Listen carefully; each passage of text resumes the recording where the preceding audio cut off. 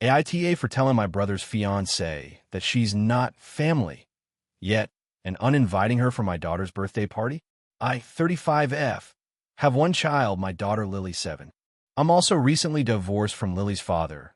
We split a year ago, and while the divorce was hard, we've maintained a decent co-parenting relationship. My family has been a huge help through all of it, especially my brother Matt, 32M, who's always had a special bond with Lily. A few months ago, Matt got engaged to his girlfriend of about a year, Jenna, 29F. To be totally honest, I've never clicked with Jenna. It's not that I hate her or anything. She's just intense. The kind of person who inserts herself into every conversation, offers unsolicited advice constantly, and talks like she's known you forever after 2 meetings. But I've made an effort to be polite, especially for Matt's sake. He's clearly in love, and I want him to be happy. Things came to a head last weekend at Lily's birthday party. I planned a small get-together at our house. Nothing huge, just close family, a few of Lily's friends from school, and some neighbors with kids. Matt asked if he could bring Jenna. I said sure, assuming she'd just come as his guest and hang out, maybe help out a little if needed. Instead, Jenna showed up acting like she was co-hosting the event. She started giving instructions to the caterer I hired, rearranging decorations I'd already put up, and telling Lily to make sure you smile for pictures like she was a pageant coach. She literally took the cupcake tray out of my hands at one point and said, "I'll do it. You've been running around all day." I pulled Matt aside and told him to talk to her. He said, "She's just trying to help. She's really good with kids." I bit my tongue. Then came the final straw. When it was time for gifts, Jenna plopped herself right next to Lily and started helping her open them, by which I mean she was opening them for her. I asked her, as nicely as I could, to let Lily open her own presents. Jenna laughed and said, "It's fine, we're family now." That sentence did something to me. After the party, I called Jenna and told her I appreciated that she wanted to be involved, but she overstepped big time. I said it made me uncomfortable, and that going forward, I'd like her to take a back seat when it comes to things related to my daughter. She got defensive and said she was just being a good aunt, and that I was being cold and territorial. I replied, "You're not her aunt. You're not family. Not yet. And if this is how you're going to behave, I don't want you at the next event." She went quiet and hung up. Matt called me a couple of hours later, furious. He said I humiliated Jenna and hurt her feelings, that she was just excited to be part of the family, and I made her feel like an outsider. I told him she is an outsider when it comes to parenting my child, and she needs to respect that boundary. I also told him she's not invited to Lily's school recital next month, which I'm organizing. Now my parents are involved. My mom says I was harsh, even if Jenna overstepped, that I could have set firmer boundaries without making her feel like a stranger. My dad, meanwhile, said I'm entitled to decide who's around my daughter, full stop. Matt hasn't spoken to me in days. Lily asked why Uncle Matt's girlfriend isn't coming to her recital, and I just said she's busy. But part of me wonders if I went too far. Did I project too much of my stress from the divorce onto Jenna? Was I being territorial? As she said, I don't want to alienate my brother, but I also don't want someone steamrolling my role as Lily's mother, even if they think they're helping. So, AITA, if you enjoyed the video, don't forget to leave a like and subscribe to the channel. It helps the content grow and motivates me to create even more great videos. Turn on notifications so you don't miss any new uploads. By the way, I'm curious, when do you usually watch my videos? While working, studying, or just relaxing at home? Let me know in the comments. I'd love to hear from you. Thank you for your support. AITA for ruining my brother's wedding because of a pizza order? Let me start by saying I, 26F, really don't think I'm a dramatic one here, but according to half my family, I committed some kind of cardinal sin. So here I am. My brother, Ben, 28M, got married 3 weeks ago to his fiancée, now wife, Lindsay, 26F. They had been planning this wedding for over a year and were very particular about everything. Like down to the napkin folds, kind of particular. My mom helped them a lot financially, I think over $20,000, and I know Lindsay's parents contributed too. So, yeah, it was an expensive, very curated wedding. Now, I don't want to say Lindsay is a bridezilla, because she can be lovely, but she definitely took the reins in a way that was aggressive.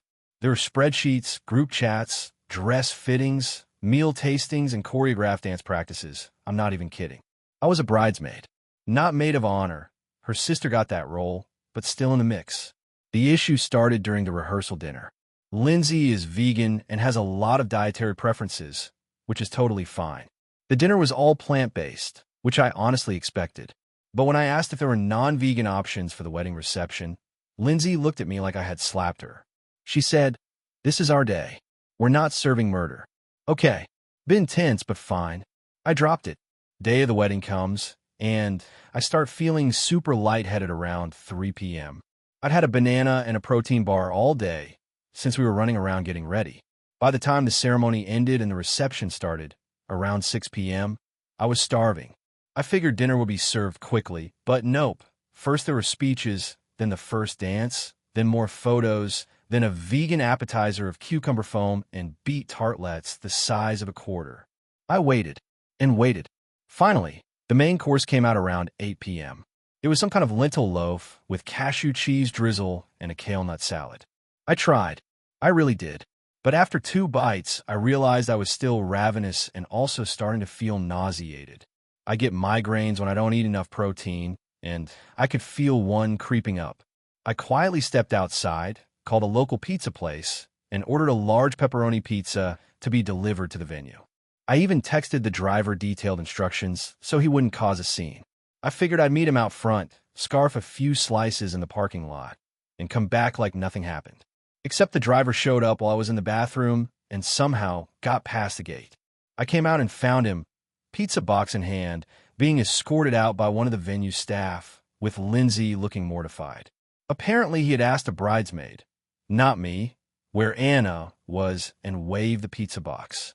Word spread quickly, and within minutes, the bride's vegan cousin was yelling about animal corpses at a sacred celebration of love.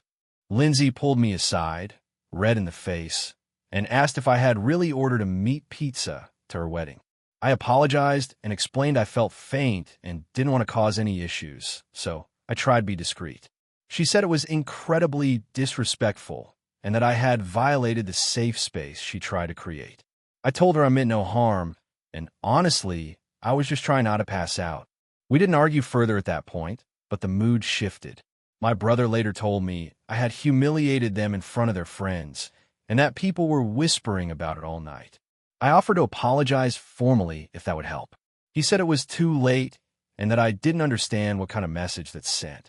After the wedding, my mom and several relatives said they thought it was ridiculous that I was being treated like I crashed the party in a clown costume. Others, especially Lindsay's side, apparently think I'm toxic and self-centered. I've been uninvited from their post-wedding brunch, and I found out through my cousin that Lindsay is telling people I did it on purpose to make a statement. I honestly didn't. I just needed food. I get that it's their wedding, and their preferences matter. But does that mean nobody else's needs exist? Would have been better if I fainted mid-speech instead. My boyfriend thinks they're blowing it out of proportion and that I should let the dust settle, but I can't shake the feeling that I really messed up. So Reddit. AITA for ordering a pizza at my brother's vegan wedding. AITA for kicking my sister out of my wedding because of a speech she was never supposed to give. I, 31F, got married 2 months ago to my now husband Adam, 34M. It was a small wedding, 80-ish people, and we were super intentional about every detail. We didn't want a traditional wedding party beyond my sister, Lila, 28F, as my maid of honor and Adam's best friend, Drew, as best man. We told everyone ahead of time that there would be no speeches at the reception. None. We're both pretty private people, and public speaking gives me intense anxiety. We wanted to enjoy the night without the awkwardness or unpredictability of wedding speeches, which, let's be real, often end up being cringy or too long. We communicated this clearly. It was on the invitations, no speeches please, our wedding website, and we reminded our families during planning calls. Everyone seemed totally fine with it. At least that's what I thought. Lila and I have always had a complicated relationship. We're close, but she's always been a bit competitive. She likes being the center of attention, and sometimes it comes out in subtle ways, hijacking birthday toasts, making backhanded compliments in front of others, things like that. I chalked it up to sibling dynamics for years. But this crossed a line. During the reception, everything was going beautifully. The ceremony was emotional, the food was amazing, people were dancing. It was honestly perfect. Then, during dinner, Lila taps her glass with a fork and stands up. At first, I thought maybe she was just going to thank everyone for coming or say something casual. But no, she pulls out a folded piece of paper and says, "I know we weren't supposed to do speeches, but I'm the maid of honor, and I just couldn't let this day go by without saying something about my big sister." I was stunned. I looked at Adam, who gave me a, "Do you want me to stop this?" face. But I didn't want to cause a scene, so I forced a smile and waited. The speech started off sweet. Childhood memories, how happy she was for me. But then it took a sharp left turn. She started making jokes about my past relationships, including one where I got cheated on and was basically a mess for a year. She joked about how I used to cry in her lap over guys who barely knew how to spell commitment, and how I'd finally caught a good one after all these years of dumpster diving in the dating pool. People laughed nervously. Adam looked mortified. I felt like I'd been stripped naked in front of the entire room. She went on for almost 10 minutes, 10, including a weird anecdote about how I used to stalk Adam's Instagram before we even dated, which I told her in confidence. She ended it by saying, "I'm just glad you found someone who sees past all your weirdness." Congrats, you two. I excused myself and went to the bridal suite. Adam followed me and asked what I wanted to do. I was furious and humiliated. This was my wedding, not her roast special. I told him I wanted her gone. He supported me. We had a mutual friend gently pull her aside and tell her it was best if she left. Lila started crying, saying she was just trying to be funny and heartfelt, and that it wasn't fair to kick her out over a joke. I didn't talk to her the rest of the night. The fallout since then has been intense. My parents are torn. My mom agrees she crossed a line, but thinks I should have let her stay to avoid family drama. My dad thinks I embarrassed her by making her leave and should apologize. Lila has posted vague things on Instagram about people who can't take a joke and hasn't spoken to me directly since. Some of my friends are on my side, saying boundaries are boundaries and she broke them. Others think I overreacted by kicking her out and should have just let the night go on. I honestly don't know anymore. It was supposed to be one of the best days of my life, and instead I keep thinking about that moment. I didn't want a speech, and I definitely didn't want to be humiliated in front of our families and friends. But maybe I should have just let it go for the sake of peace. So, Ida,